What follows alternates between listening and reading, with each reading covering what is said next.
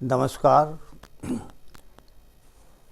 सुधी दर्शकों एवं श्रोताओं।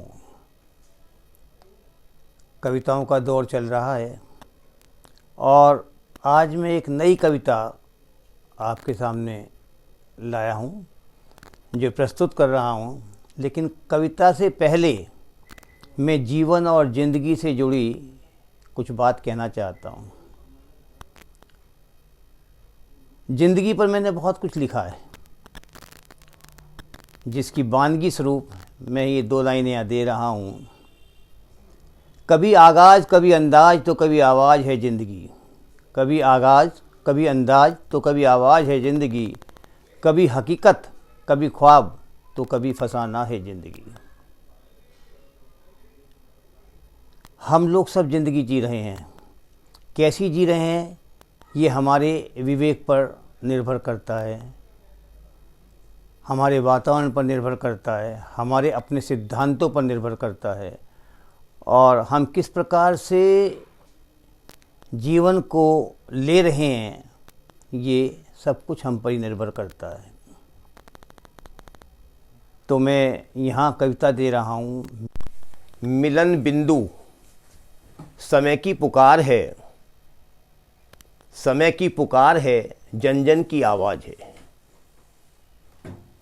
समय की पुकार है, जन जन की आवाज़ है, तभी तो आकाश को अपने स्थान से हटकर वहाँ आना होगा और पाताल को भी उठकर धरती को भेद कर वहाँ तक जाना होगा, जहाँ उसकी प्रतीक्षा में आकाश आकर प्रतीक्षारत खड़ा उसकी राह निहार रहा है। जहाँ उसकी प्रतीक्षा में आकाश आकर प्रतीक्षारत खड़ा उसकी राह निहार रहा है।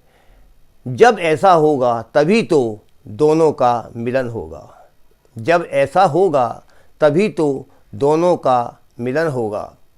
दोनों अपनी अपनी जगह से उठकर एक ऐसे बिंदु पर मिलेंगे, दोनों अपनी अपनी जगह से उठकर एक ऐसे बिंदु पर मिलेंगे जहाँ त्रिशंकु के नाम से अवश्य ही बदनाम भी होंगे, जहाँ त्रिशंकु के नाम से अवश्य ही बदनाम भी होंगे, लेकिन वही बिंदु तो उनका मिलन बिंदु होगा। किंतु वही बिंदु तो उनका मिलन बिंदु होगा जिसे हम तुम और सब सदियों से देखने को लालायित थे।